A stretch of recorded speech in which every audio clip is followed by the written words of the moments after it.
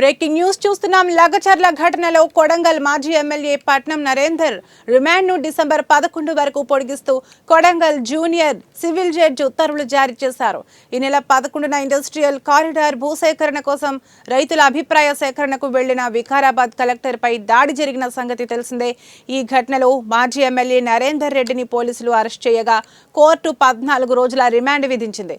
బుధవారంతో 14 రోజుల remand ముగియడంతో Kodangal magistrate మరో 14 రోజులు రిమాండ్ పొడిగించారు.